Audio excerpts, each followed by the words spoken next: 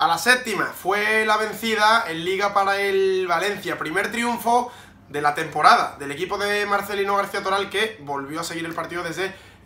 una de las cabinas situadas en este caso en las gradas de Anoeta, porque cumple su segundo partido de sanción. En el césped estaba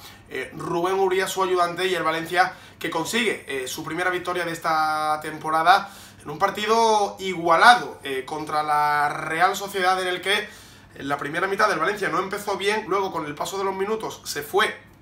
metiendo en el encuentro y se fue asentando en el partido y consiguió llevarse los 3 puntos precisamente en una acción de esa primera parte. Jugada que parte en banda derecha con Kevin Gameiro, juega con Kondogbia, para Dani Parejo, cambia la orientación buscando la entrada por la banda izquierda de Denis Cheryshev, y el centro de preciso, certero, entre los defensas de la Real Sociedad y Miguel Ángel Moyá, que por cierto aparecía en la titularidad en detrimento de Rulli, para que apareciese nuevamente Gameiro en el segundo palo e hiciese el único tanto del partido. La Real tuvo lo más claro en la segunda parte, gracias a un penalti cometido por Lato sobre Rubén Pardo, que se encargó de ejecutar William José, pero le adivinó las intenciones Neto, también providencial para ese primer triunfo del Valencia, que coge impulso a la clasificación, y la Real que no termina de enderezar el rumbo como local.